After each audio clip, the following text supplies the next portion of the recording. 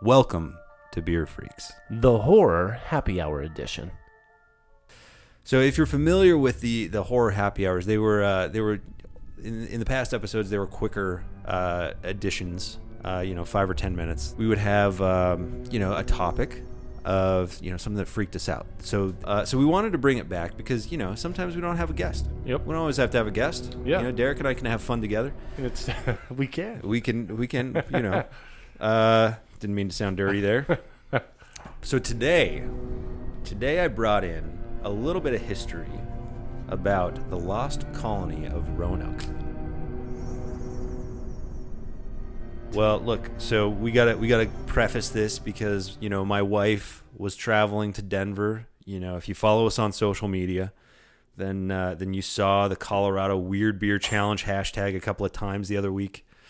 My wife issued a challenge. She wants us to drink weird beer, and she was able to tell some of the brewers in Denver. She literally went to like 5 breweries. I was very impressed. So she went to Denver, went to like 5 breweries, had a couple of beers, and I think she just got a wild hair apparently and was like, I'm going to start talking about my husband's podcast and see if people are willing to give beer to be on the show. And so she started asking these brewers, what's your weirdest beer? My husband and his friend have this podcast, and they'll feature you on the show. And so a couple of them actually gave her a couple of crowlers. How freaking cool, dude. So we've got a couple of beers here. The first one, which we've already opened. We did. We had to. Because it was so weird that we were like, we got to do this. It's big. It's about the size of my head.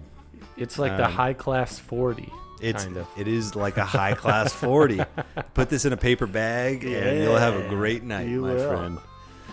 So we opened the first one because we needed to see what this tasted like before we had a reaction on air. So this is a beer by Ratio Beerworks.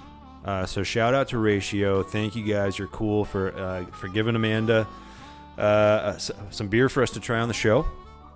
Yeah, this one looks awesome. This one is called King of Carrot Flowers, and its style is, I can't really read the handwriting at this point, but I think it says Carrot Elderflower Saison. Mm-hmm. So I like a good saison. I like a saison as well, and I get a little sense of that.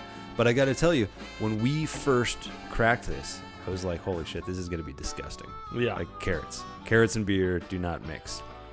But Derek, what do you think, man? You know what, dude? I went in open-minded because I like weird stuff. Yeah, sure. You know me, I like the weird stuff. And so carrot beer, like how much weirder can you get really? If it was like a carrot jalapeno beer, oh god, even better. But ooh, carrot jalapeno. Ratio, I hope you're listening. Ratio, get in on that. Yep. But I gotta say, it's like, how did I describe it? It was like an alcoholic V8. And I think that's exactly the way they described it to Amanda. Yeah, so I think they were like, perfect. It's an alcoholic V8.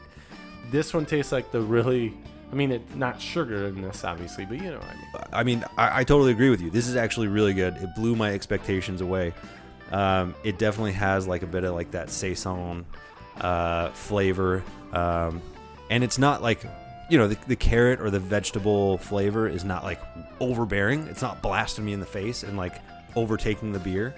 It's just like the right amount, I think, of flavor. And so actually, it's a really unique taste, and I'm digging it.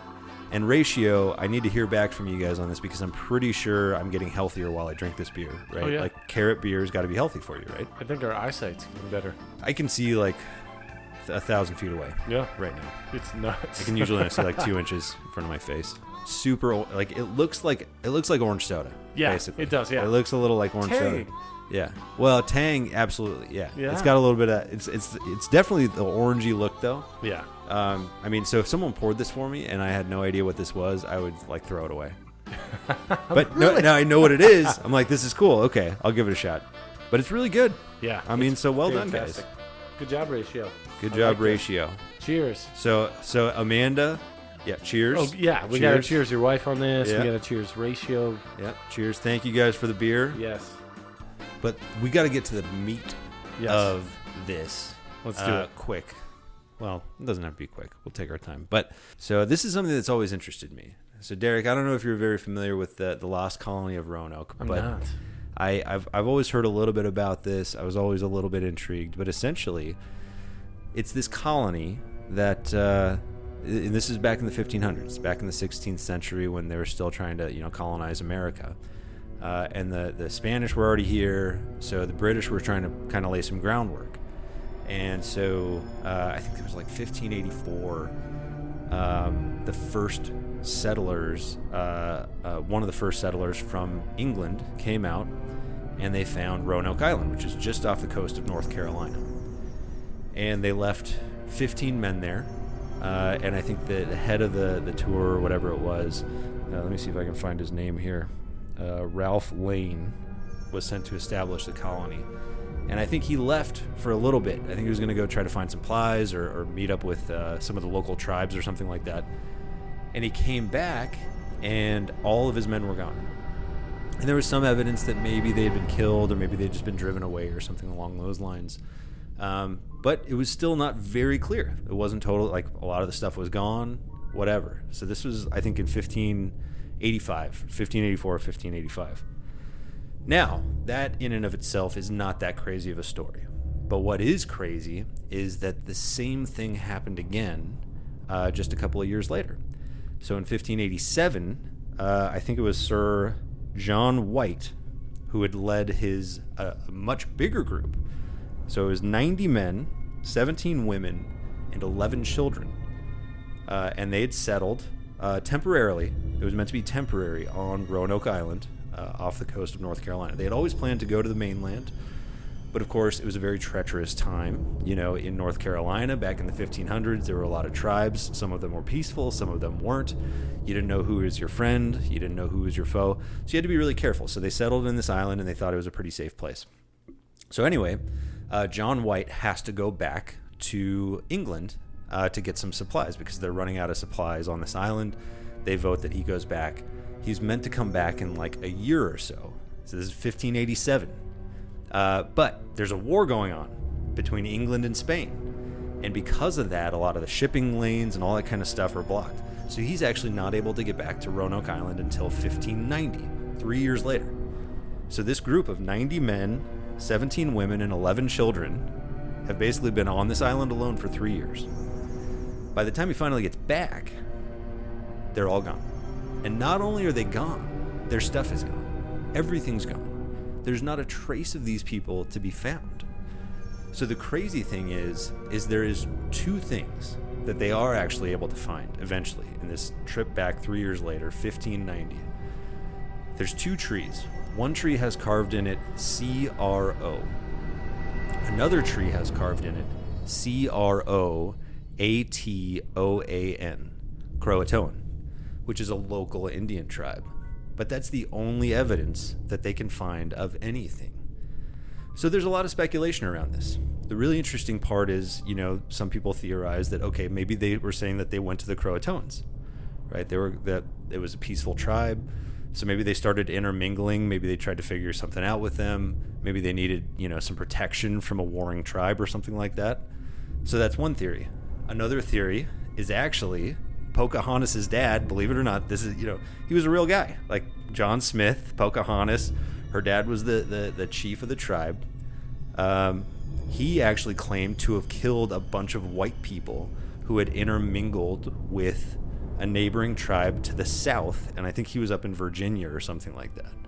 So there's a theory that maybe he actually wiped out this group of Roanoke Island colonists.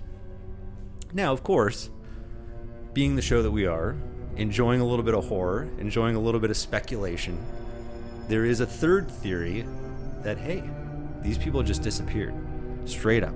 They were gone. What if it was aliens? What if there's something a little bit more mysterious going on here? I mean, this isn't really all that far from the Bermuda Triangle. So there could be some weird things happening here. So just something to think about. And if you live in North Carolina, you might just disappear one day. And that's our horror happy hour. Well, hopefully you guys enjoyed a little bit of that. I think it's time for our second beer. I think so too. Yeah. All right. Now that we got creeped out a little bit. Yeah, now I need a beer to feel a little better at this point. We had juice. Now we're going to have Yes. beer. Now we're gonna have a real beer. We got our veggies. Sorry, I'm just kidding, Ratio. That was a real beer. No, it was good. awesome. Yeah. It was good. It was great. Okay, so now on to continuing on the trail of the Colorado Weird Beer Challenge.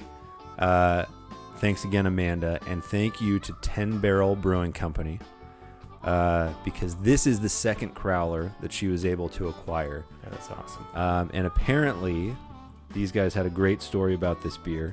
It's a very different style, so it's not a common style. It's called a Weizenbock, which isn't a typical blend. You know, you typically have your Weiss beer, and you have a Bock, but this is a Weizenbock. I like it. It's called the Haymaker. I don't believe, because 10 Barrel definitely distributes. I've had my fair share of 10 Barrel out here in Vegas, but I don't think I've ever seen the Haymaker. It's 7.4%. Wow. So this one's stepping it up a notch. It's going to hit a little. 32 ounces. That's what these beasts are. What? Okay, let's take a look, man. It's good color. Yeah, I love the color. It's good color. Very, very rich. So like almost like a. It's not as dark as like a stout, but it's pretty brown. Yeah, Pretty brown. I got better head than you. I think it's because I poured mine first. yeah. It's okay. I'll take the sloppy seconds. It's okay. Yeah, that's good. Get a little smeller. Oh yeah. Ooh, Oh, I yeah. love the smell of Yeah. that. Yeah. Weissbach. What's that smell like to you? Weizenbach. Ooh. Silky smooth, man. Ooh. That is fantastic. That's a beer, man. That's a good beer. Ooh, 10 Barrel. Okay, what are you doing to us over here? Good job, guys. Derek's rolling his eyes right Yeah, now. dude, man. I'm That's, loving it. I'm loving it. Weizenbach, 7.4%. Haymaker. You can always tell my face when it's Damn. good Damn. because my eyes will just be like, it'll look Yeah. like I'm dying Is it- because it's or having that an orgasm. Great, Like, yeah. Makes me a little uncomfortable Yeah, when it's he that has a good. good beer. Thanks, 10 Barrel. Thanks, 10 You just Barrel. made it real uncomfortable in here, 10 Barrel. I love the Yeah. I love the notes on it. It's got a little bit of maltiness, but not like a lot, you know. Because I'm not big on a beer when it's got like a lot of maltiness, but this has like a good balance of maltiness, and it still almost feels a little bit almost has like a fresh finish, which maltiness to me doesn't always come out clean. That's a You good know. way to put it, man, because it does. It tastes very fresh. That's what I'm saying, man. Farm fresh. It's made of hay, And the Yeah. best thing about this is it came straight from the brewery. straight from the brewery, poured from the keg itself. I love No, it. probably not, but it's okay. Yeah. It's good enough. So yeah, I mean 10 barrel Haymaker. Well done, guys. That's actually very good. And the 7.4 is going to tip us over the edge. All right, man. Well, ladies and gentlemen, Derek. So let's first just thank you, Ratio. That carrot beer. Let's give him one more shout out. King of Carrot Flowers, Saison. Saison. Dude, amazing beer, gorgeous color, Dude. fantastic taste. Well done. The artwork on the can is awesome. Super cool. You guys nailed it. Super cool. And then over to 10 Barrel Brewing Company. Thank you for participating in the Colorado Weird Beer Challenge. This beer wasn't even that weird. It was just really good. I mean, it's the Haymaker, Weizenbach, great beer. Just really fantastic. So thank you both. Thanks, Amanda, for acquiring these beers for us. Good work, girl. Go work. Indeed. Anytime you want to bring beer, babe, you're always welcome to. Derek, to our first horror happy hour. Cheers. And I think amigo. you have some homework because you already brought up like the next Dude, one. the Outlaw Pass. Get ready, guys. This is going to be a good one. Hell yeah. Ladies and gentlemen, we'll be seeing you.